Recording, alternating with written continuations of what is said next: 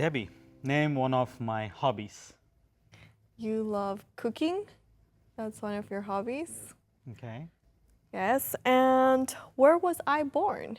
You were born in Glendale, California, right? Correct, yes. Okay, what is one of my favorite weekend activities? You like exploring new places, That's playing right. tennis. That's right. That's right. Oh, hi. Welcome back to another episode on God's Principles for Healthy Relationships, Season 2. Today, we have a very interesting and a very important topic. Most couples fail at this one thing, but don't realize it. What is it, love? So the love maps. Love maps is something that is so important to build strong connections. And you can't love someone well if you don't really know them deeply. That's right.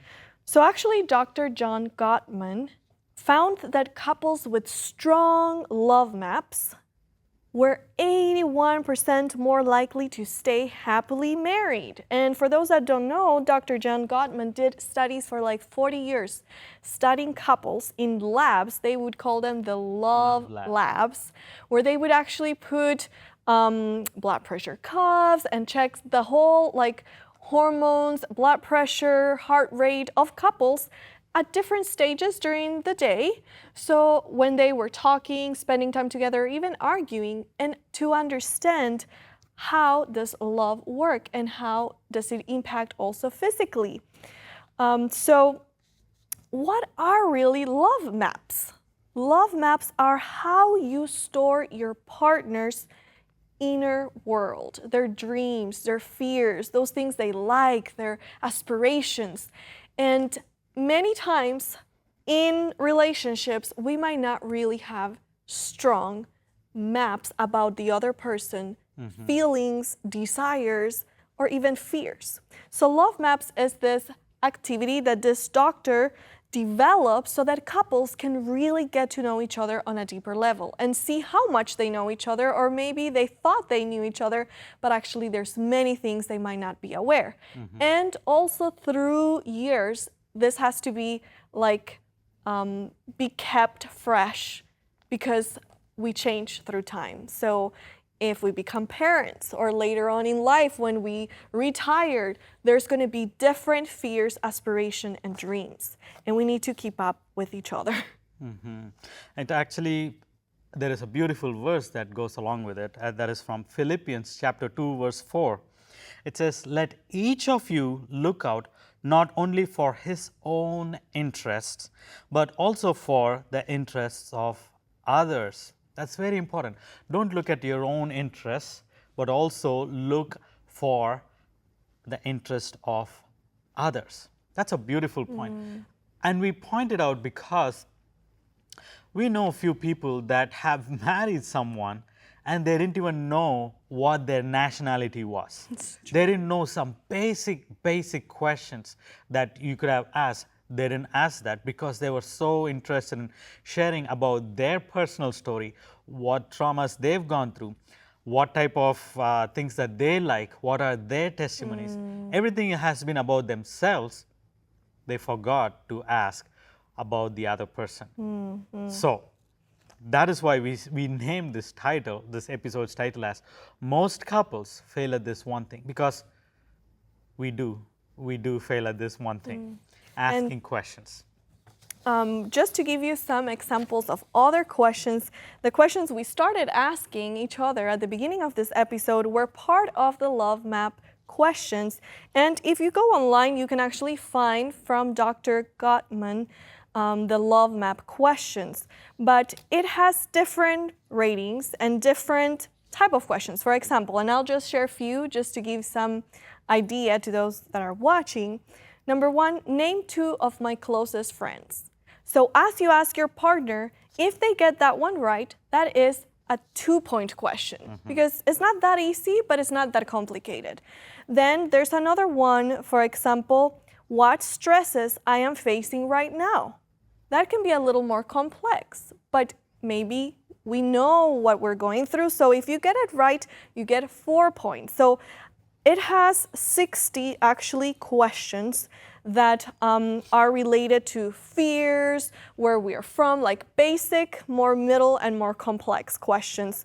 Like, what am I most sad about? That's also a number 4 type of question, 4 points.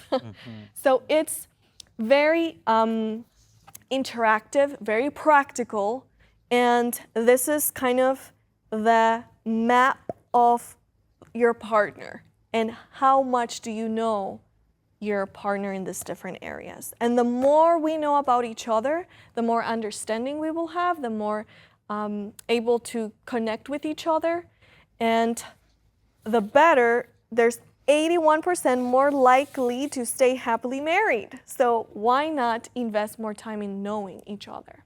Absolutely. And if you also see with time and with many people, many relationships, they are more interested in the beginning of the relationship or even in the beginning of the marriage. But after a certain point, it dies down. It's almost like, I know everything about this person, I don't need to know anything new. That is how it comes to. But you need to keep that fire burning. And if you need to really have a thriving relationship and a thriving marriage, it's good to ask those questions, especially these questions that we have found to be very sincere and very deep, so that it's not just superficial things that I already know. Like Debbie's favorite color, I know it is turquoise. I've known it since the beginning, even before we started the relationship. But I would like to know something more deeper than those superficial questions. And can I add one more disclaimer? These questions are made for married couples. If you're not married, there's some that won't apply to you. So just use your discernment Yes. in that. Yes. So we will jump right into the key points. The first one is know each other's love language. Know each other's love languages. And we all know, most of us are familiar with it. It is quality time, acts of service, words of affirmation, gift, physical touch. There is 5. But we do want to emphasize that not everyone has only one love language. Different people have several love languages, but there can be one that is more dominant than the others. Like for example, I like physical touch, but I also like quality time. I also like acts of service, and words of affirmation. But that doesn't mean that I don't, like I have to have only one. I love all of those, but there is one that can be dominant. What is it? What is your spouse's or your boyfriend's or girlfriend's love language? Learn about them. If you are unable to learn right away, or if you want to surprise them with their love language, observe them and notice what they do. Because usually what their love language is, that is what they are going to give. Like for example, if I love receiving gifts, my love language is obviously giving gifts. I'll be giving gifts and I'll be giving gifts, and until the other person recognizes, okay, this person has showered me with gifts, so probably that is a love language. And that is so true in our relationship as well. Debbie used to give me notes, different notes. Hey, this, or I love you, or I really appreciated you for doing this, this, and this. She like showered me with different notes, and I am not someone to write notes. I am more of a quality time person. In person, you spend the time. But I have learned, okay, this is what is her love language. So I need to keep up with it. And I started giving, every now and then I would give her notes. So she immediately takes it and she starts reading it, and she really feels like the whole earth, whole world has been given to her. So it's easy to recognize. If you're unable to recognize, ask them openly, what is your love language? And fulfill those love languages, because if they have one love language and you're trying to do something else, or you're reacting or acting according to your favorite love language, it doesn't match. If she likes notes and I'm here giving her gifts, but she values notes more than gifts, it's good, something is better than nothing, but it can improve. It can become a better quality relationship or marriage. And I guess notes, because there's not a love language that says notes, but Words it's of the words of affirmation through writing for me means a lot. But he's great at verbal words of affirmation. So I have been learning to embrace that even more because that is easier for him. And we have been growing to know each other and understand each other's love language as well. So I also love to see that the love languages is a way, because if you think, okay, if I don't have a partner that is really speaking my love language and I don't feel the love, then where I'm going to get it from. And I believe that God also expresses in so many different ways these love languages. And if you think about, God created the Sabbath to spend quality time with us every single week for a day. So that's like a weekly date for a whole day. And isn't that really quality time? Are we really also taking God and investing in that quality time with Him? Acts of service, if you think about it, He's done so much for us, giving and serving, and just His own life He gave, and He came and served so that we can have an opportunity and see Him reveal to us His great love. The Bible, what more words of affirmation than God's promises shared to us in so many different ways. And then when you think about gifts, I love to think about when you count your blessings, you're counting those gifts that God gives you. And He gave us family, He gave us friendships, He gave us even animals to connect with physically, to give a hug, to just, recently we've been interacting with a lot of different dogs that are so wanting love in different ways. And this tiny little dog where we were staying was just like crying because she just wanted to be pet. And she just wanted that physical touch. So God created us with these needs to be fulfilled in different ways.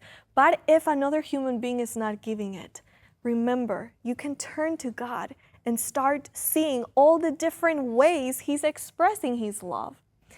So if you don't know exactly what is your love language or the strength, definitely check online for the love languages test. It's simple, and you can do it maybe as a date with your partner and get to know each other better. So key point number 2 is ask each other deep, open-ended questions. So what is open-ended? It's basically that it's not a yes or no answer. So if you ask, did you have a good day? It can be yes, or it can be no, or whatever else the person wants to say. So if a question can end in yes or no, it's a closed question. If a question is open-ended, it's like, tell me, what did you do today? That is not yes or no. So that is very good to actually be able to have a better understanding and get to know each other more. So there's some samples we want to share of some open-ended questions we can ask each other. And this is also some samples that are given by Dr. Gottman and all the work he's done with couples through years, but you can kind of get the idea. So we'll share a couple from here. How would you like your life to be different 3 years from now? That would be. You want me to answer? Yes, you can answer. You can answer. My life, I think it would be more involved with more ministry, more reaching more young people in relationships. And I also love preaching and giving Bible studies. So 3 years from now, I would like to see a family that has a lot of missionaries growing up, and at the same time, I am able to reach young people for God. And the question that I would ask you is, what is the most exciting thing happening in your life right now? Well, definitely exciting. I mean, it is exciting to be here recording this series. Absolutely. It is exciting to see good friends in the area. But this year we're going to India. And that is exciting. It will be my first time going to the country of my husband, and I'm really looking forward to it. Not sure what to expect, but ready for the adventure and to meet a lot of family that I think it's a huge family. So I'm looking forward to that. That's exciting. Awesome. So those are some of examples of open-ended questions. You really have to talk a little bit more than yes or no. Yes, and it is very important to learn about each other, right? You definitely shouldn't ask questions that the other person that it's not even motivated to share the answer. They just give a yes or no, especially if they are an introvert. You have to find what is their favorite thing and talk to them about it. Then they will open up and ask or share more details. The next key point is to know that change is constant. Change is constant. So keep learning about your partner. Ask questions. And right now, Debbie might say that she likes one thing. 2 years, 3 years later, she might say something else. Maybe if the ministry takes a different direction, we might have something else that we might be interested in. Colors might change. When I was younger, I loved red and blue, and then later on it changed to another color. Now I love a lot of colors. I cannot say I like only one color. So it changes. The change is very constant. And that is also something Debbie really appreciated, is that I told her I want to learn more about you. And Debbie felt like it melted her heart, because she felt like I was the first guy who shared with you that, right? That I want to learn more about you. And that was not a nice phrase to say. It was genuinely a question, or genuinely I was seeking to know more about her because I was interested in her life. And that is how it should be, not just in your relationship phase, not just in the beginning of your marriage, but it should be throughout, because change is going to be constant. Maybe she likes lemon pies right now. Maybe few years later she might switch to orange something, you know. So keep updating, keep updating. It's like your iPhones, right? iPhones or smart devices.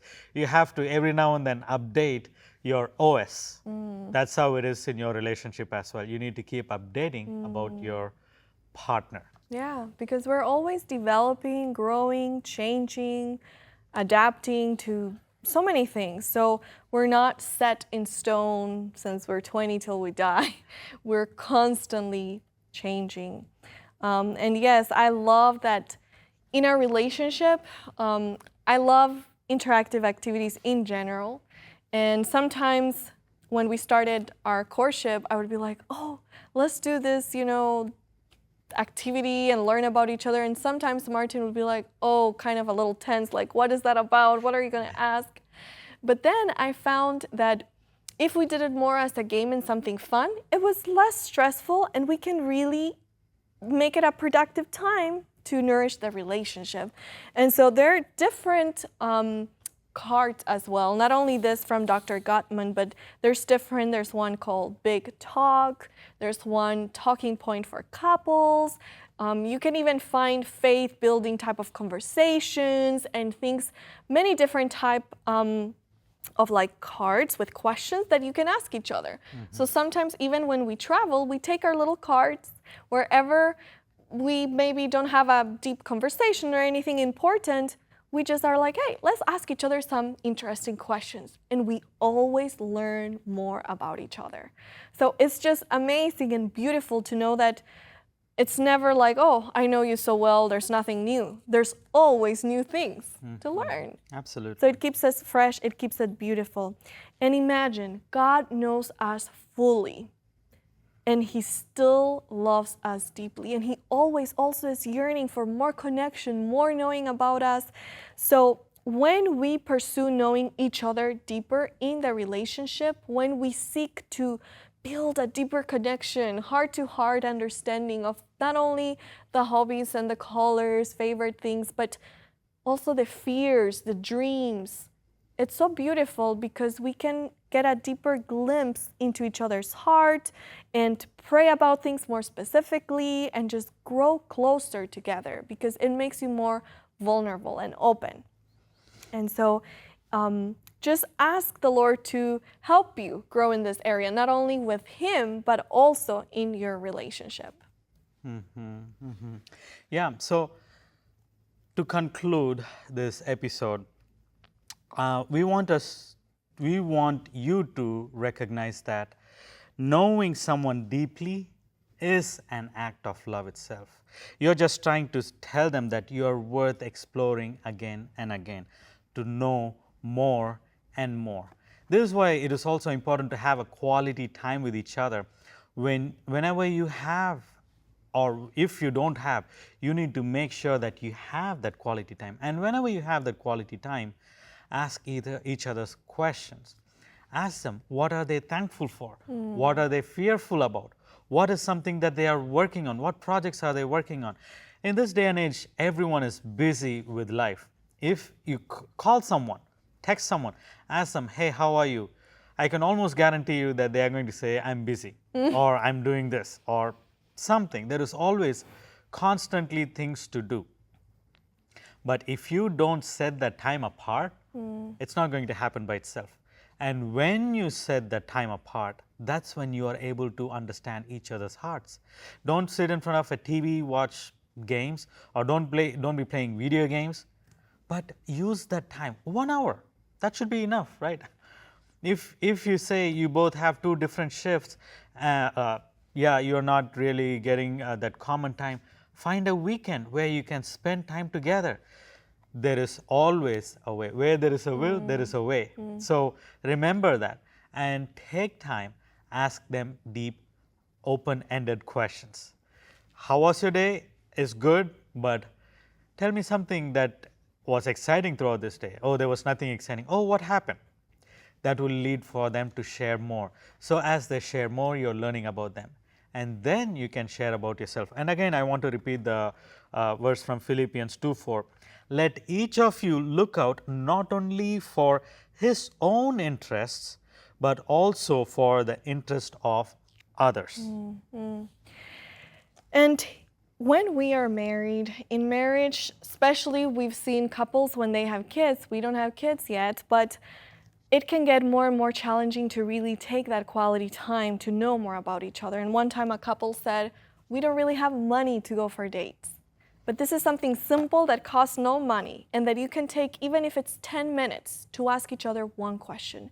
And it can really strengthen your relationship and build each other up and make it intentional and meaningful. So you don't need money for a date, you just need intentionality, creativity, and if you need, Google it. There's many ideas that you can find. Yeah. So as we close, we want to end with a challenge that you can implement no matter if you're in a relationship, if you're married, if you just have friends.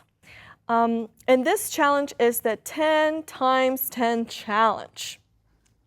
So it is ask your partner or a close friend 10 new questions for 10 days. You cannot repeat the questions. No surface type of talk, no close-ended type of questions, but open-ended questions. Go deep, really get to know each other more. And as you implement this, you will realize that you will get to know them so much better. And that maybe there were things you never even dared to ask. So if needed, use the list we have done and started with, or the open-ended questions to give you some ideas, and just ask those questions to help build not only the love maps if you're married, but also that connection with others that you really care about, friends, family, even coworkers. And if you need, just take and do it as a group activity, and you will see how beautiful it is to get to know each other more. So as we close this episode, we just pray that you will increase your connection with God and those you love. And we will see you in the next episode.